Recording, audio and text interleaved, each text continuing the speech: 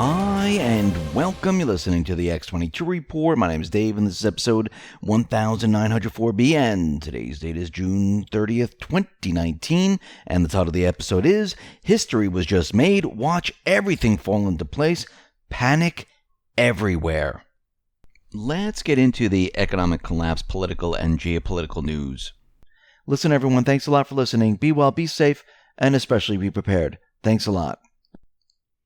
Now, we've seen the deep state and their panic. We've seen their tweets, and people are wondering, why isn't the deep state running? Why aren't they hiding? Why aren't they screaming and yelling? Well, they've shown their panic through their tweets. They're a little worried here. They realize what's coming. But we need to understand something very important about the deep state.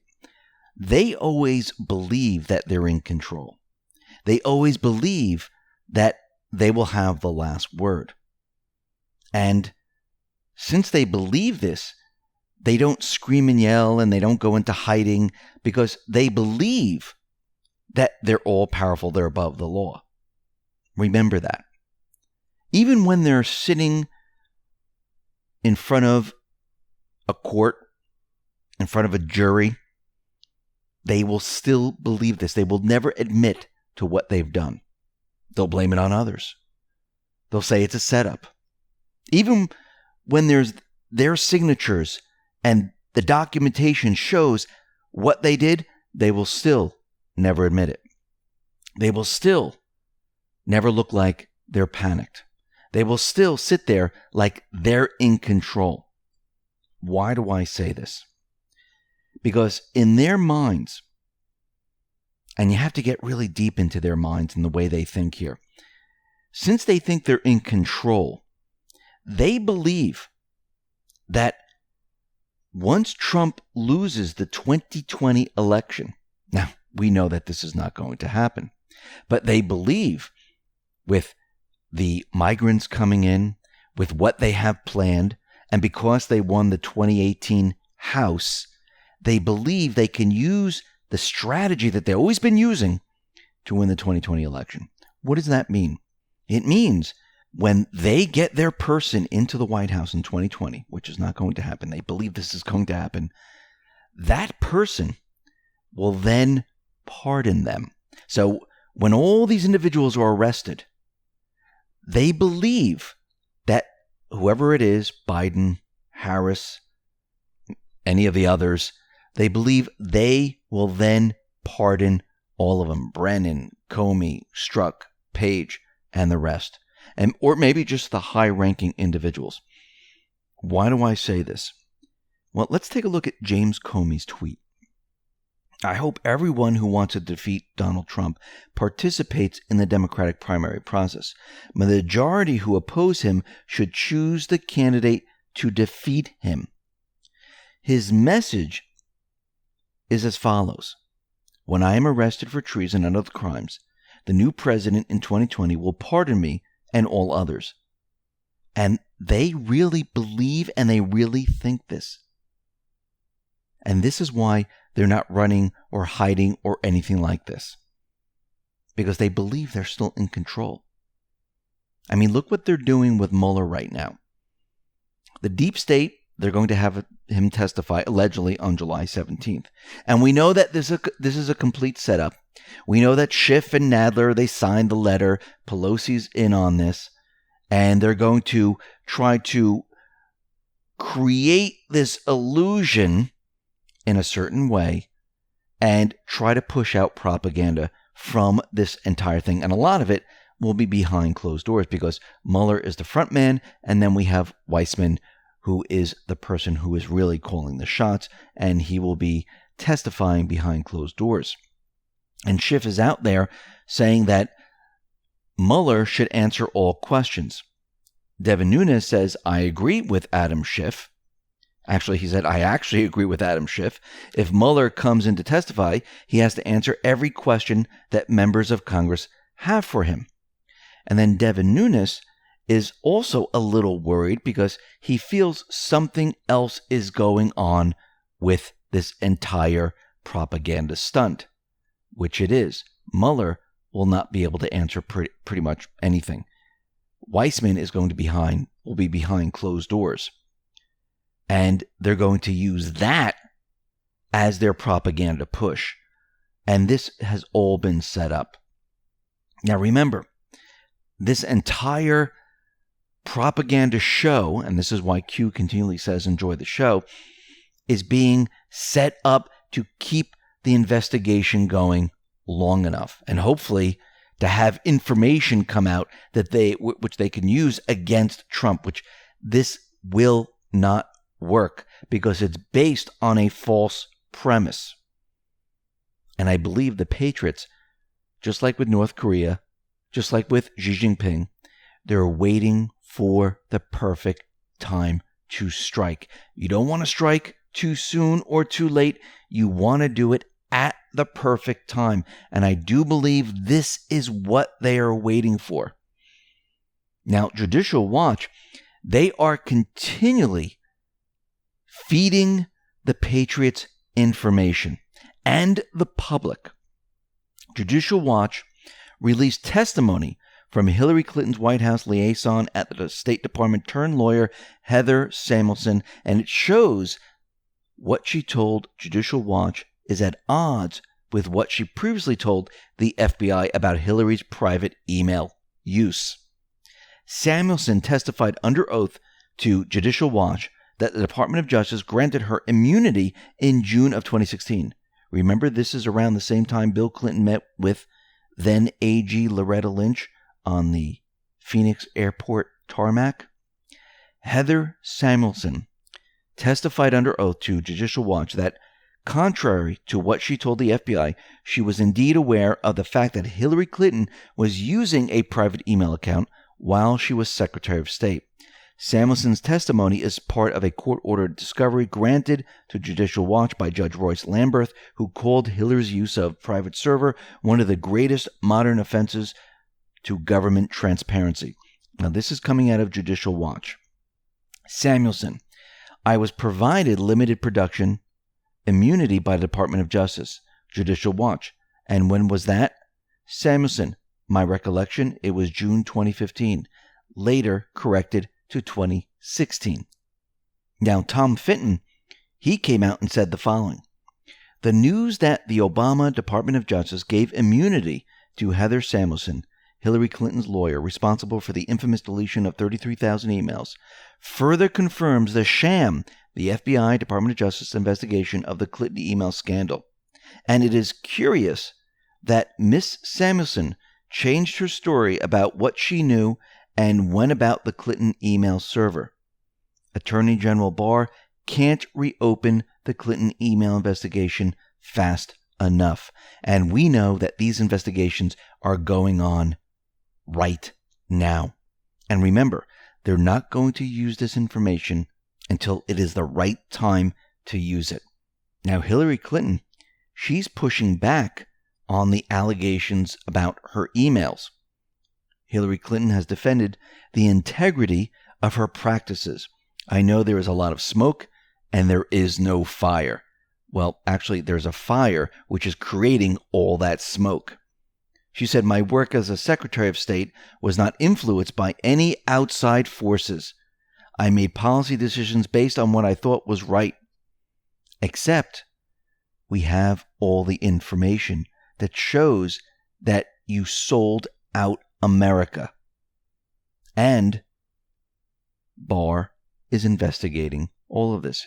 Huber, Horowitz, Durham, all of them together are going to show that there were crimes committed and that there was treason.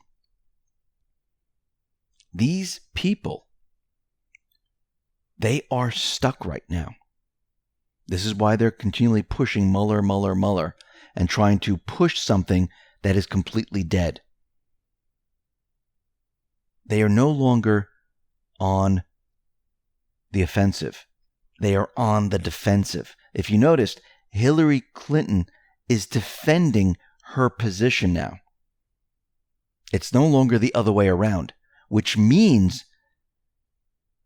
the Patriots are in control. And the deep state knows it. Now, Trump was at the G20 and he met with Putin, and a reporter from Russia 24, a Russia state-owned television station, approached Trump and asked him how he liked his meeting with Putin.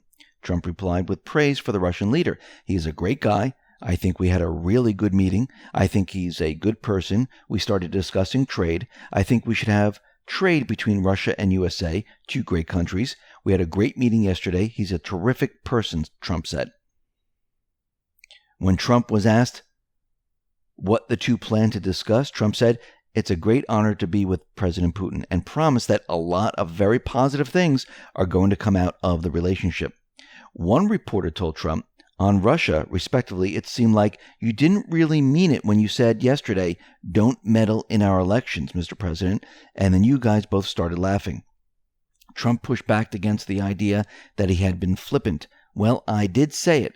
You're going to have to take a look at the words. I did say it." And after going on a brief tangent about his desire to increase trade with Russia, Trump hinted that he talked with Putin about election interference a little bit during the private meeting.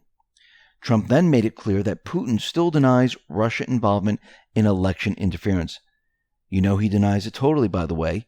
How many times can you get somebody to deny something? But he has, in the past, denied it. He has denied it also publicly. But we talked about it, Trump said. Now think about this for a second. The entire deep state narrative is based on Russian collusion, where Trump has been dealing with Putin and they both worked together and colluded because they never wanted Trump and Putin together. They needed them separated. What does Putin know? He knows all about the Uranium One deal. Putin knows everything about these leaders. Putin has a wealth of information. And guess what? Trump, the Patriots, they know this. And now we can see that Putin and Trump, they're coming together. Xi Jinping and Trump, they're coming together. Kim Jong-un and Trump are coming together. And soon it will be Iran. But we'll get into that in just a bit. Trump also at the G20 said that there's no need for climate change action, saying the United States has the cleanest water we've ever had. And right now, Trump is rejecting Macron's climate change accord. And we can see that many of the leaders, they don't like this. It's going against their agenda. What was their agenda? Their agenda was to make everyone pay a carbon tax. Why? Well, if everyone had to cough up more tax funds and everyone had to cut down on what they did, it would be complete and utter control of the people. Not corporations, but the people. And this was their main goal. Because they'd say, listen, you can't live in a home this big. Listen, you can't have this. You can't have this. You'll pay a tax for how many miles you drive to work. You'll pay a tax for how much air conditioning you use. You'll pay a tax. And this is what they wanted to do because this would control people and what they do on a day-to-day basis. And also, it would make them very wealthy. I mean, if just go back in time, it's like taking from the serfs and the kings and queens and the noble people, they became wealthier and wealthier and wealthier, and the serfs became poorer and poorer and poorer. And their solution was always tax the people. Well, isn't this exactly what they're doing it? Of course, they're doing it behind smoke and mirrors, but it's the same exact thing. Now, it looks like a Obama-appointed judge has blocked the construction of Trump's border wall. Now, this is an ongoing case right now, and a federal district judge issued a permanent injunction on Friday blocking construction of Trump's border wall, holding that it was illegal for his administration to spend current funding for that purpose. Now, once again, they're going to take this case and they're going to push it to the next court. And we've seen this before, and Trump wins when he pushes it to a higher court. The same thing is going to happen once again. Remember, The deep state, they're trying to do whatever they possibly can to stop Trump from building this wall. Because once the wall is built, all those individuals trying to get across, they are stopped. Human trafficking, stopped. Drug running, stopped. Everything that the deep state wanted will be stopped, and they know this. And they're trying their hardest to stop Trump from building this wall. But it won't work. Think about it. Is there any other country that just allows individuals to run over the border and say, hey, I get free medical now, I get this, I get this? No. Countries have borders. Look at Canada. Look at the rest of the countries around the world. Even when the EU wanted open borders and they were having everyone from the Middle East move into the European region, countries said, no, we're not doing this. The open borders were for our countries to move back and forth, not to have all these individuals come up and just flood our countries. And countries started to fight back. And the United States is fighting back now. And countries are saying, these are our borders. You must be vetted to come into this country. Now, the deep state and the mainstream media, they're becoming very desperate. The New York Times put out an op-ed saying that Customs and Border Protection agents' personal private information should be publicized because of what they're doing on the border. Scott Greer tweeted out the following. New York Times published op-ed calling for the harassment and doxing of everyone involved in immigration enforcement. Now, of course, this is completely illegal. People have been arrested for doxing. Remember that individual that gave out addresses and phone numbers, and he was a DNC staffer? Well, that individual was arrested. But the New York Times is out there, and they put this out. This is what they said. The identities of the individual Customs and Border Protection agents who are physically separating children from their families and staffing the detention centers are not undiscoverable.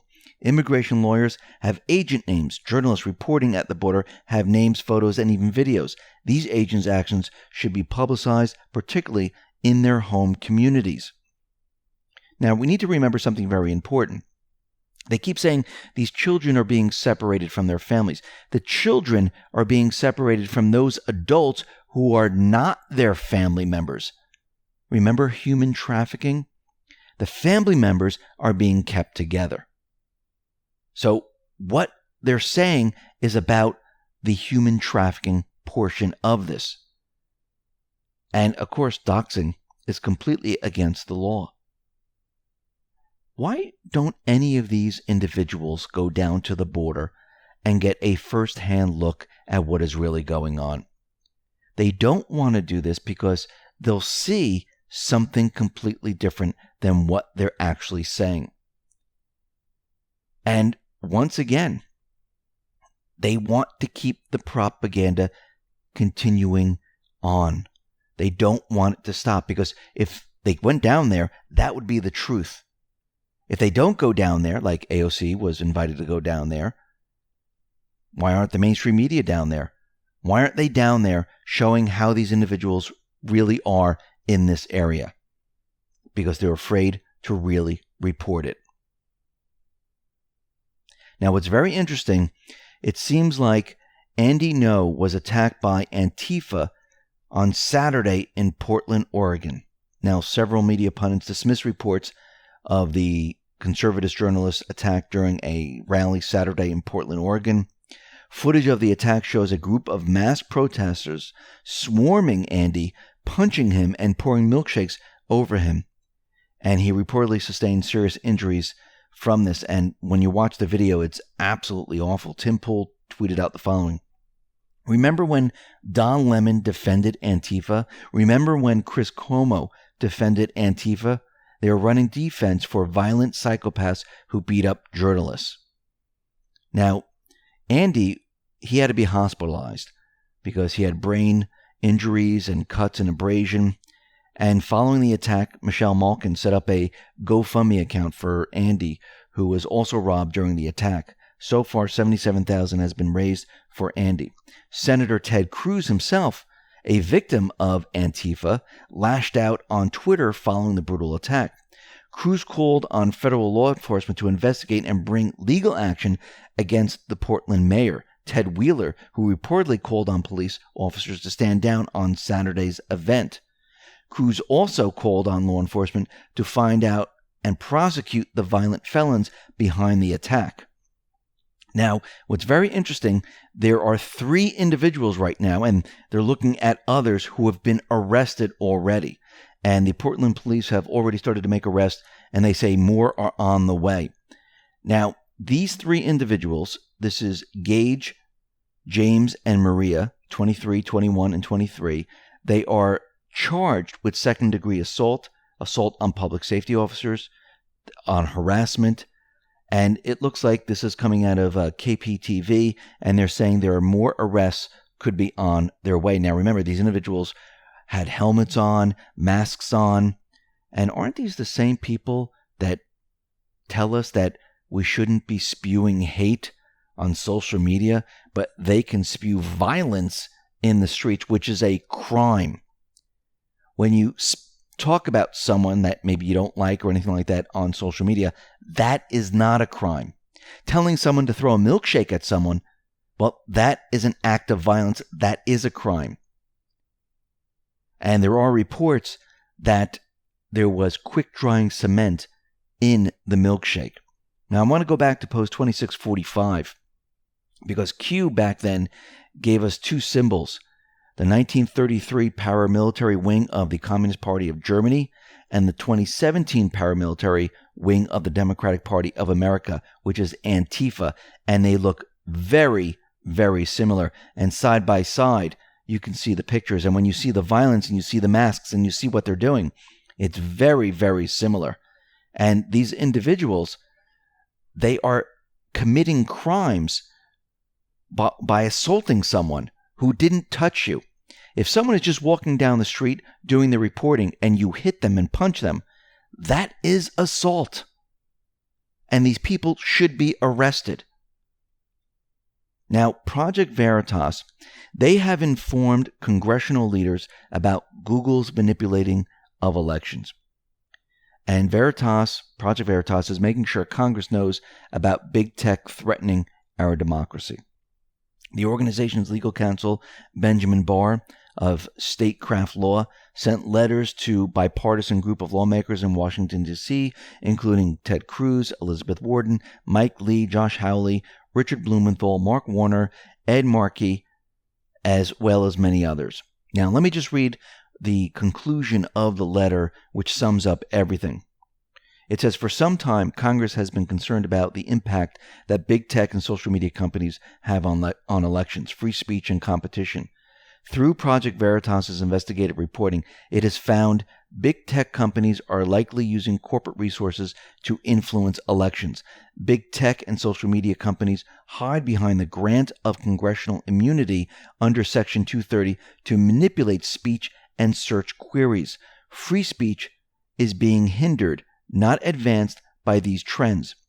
George Orwell once commented that if liberty means anything at all, it means the right to tell people what they do not want to hear. Big tech and social media companies are in sore need of this wisdom today. We hope you find the results of these investigations as concerning as we did and remain available to assist you as you address these issues. And you can see that this is a very big concern today, because it's not Russia who is manipulating the elections. It is the big tech companies. Now, we've known for a very long time that the plan was already set and everything was set with North Korea. Now, Trump has made history. He's the first sitting president to step foot on North Korean land. And he met Kim Jong-un in the DMZ and walked over to North Korea. Now, we really shouldn't be surprised about all of this because we knew that this was going to happen. Remember, Trump and Kim, they exchange letters. They don't write emails. They don't put it out there so the intelligence individuals can detect it, get it, and then leak it out. The mainstream media, the intelligence organizations, they have no idea what is going on with Trump and Kim. They are in the dark. Rudy Giuliani tweeted out the following: at Real Donald Trump, handling China and North Korea just like a master negotiator. It's great for USA that we have someone who puts US first. Compare it to Vice President Biden caving into China while his son was getting $1.5 billion investment from China. Where is fake news on real corruption? Now, the mainstream media and the deep state, they're trying to downplay all of this. But this is very important.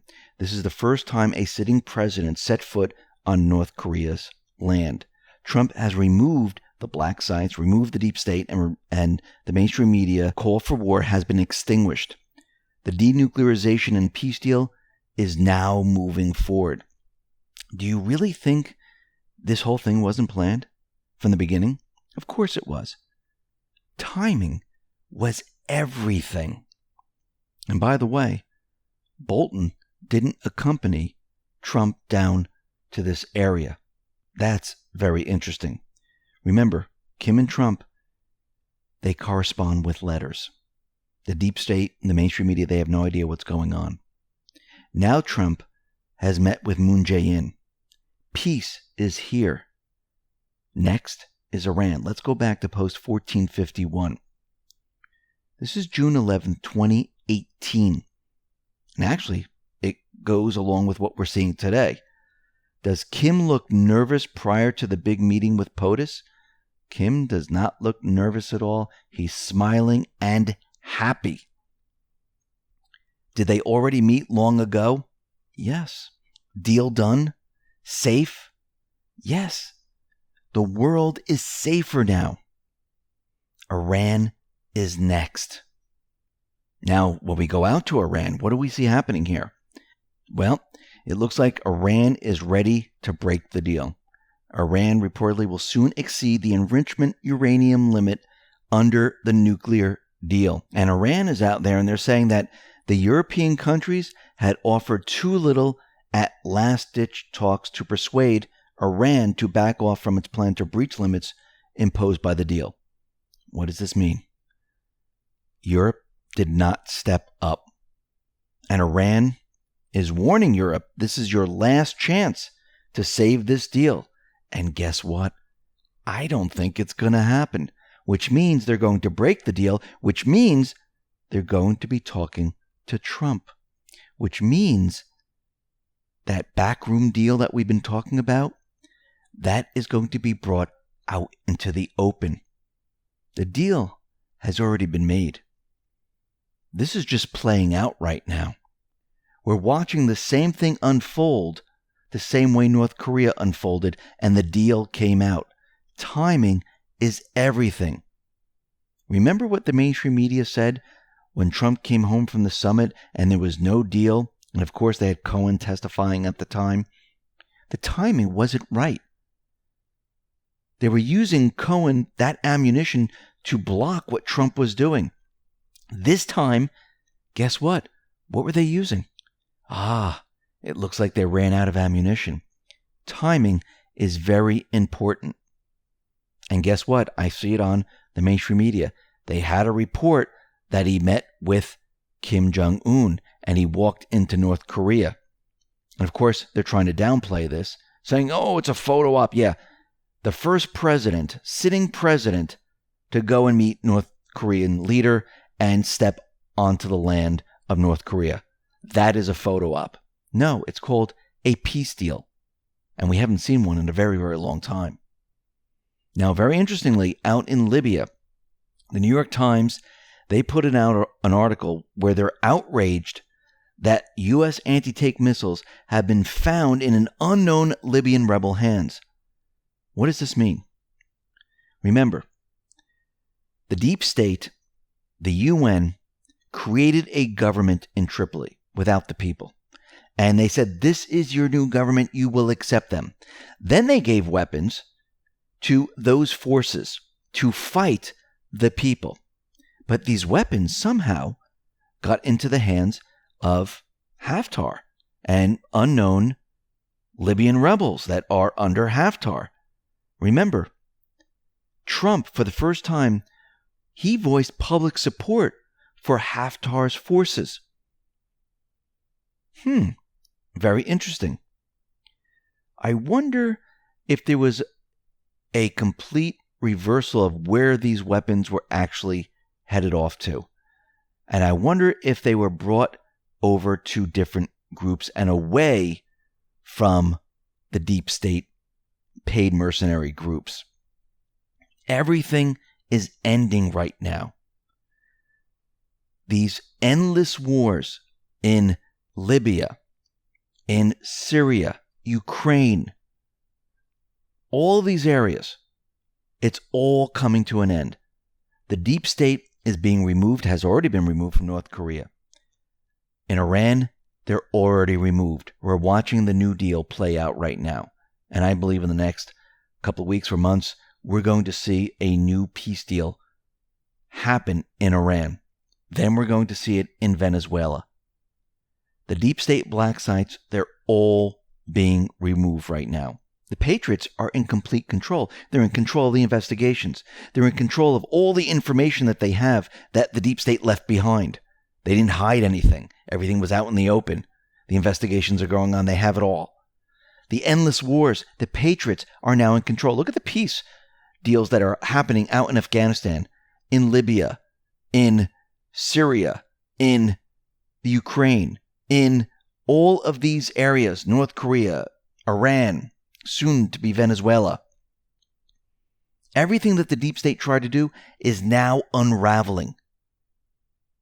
What does the deep state have left? Not much. And you can see that they don't even have the power to create events when certain things happen. They didn't have the power to create an event when Trump met with Kim. They didn't have the power to block all of this out. They're trying everything, but they're losing. And they're losing hard.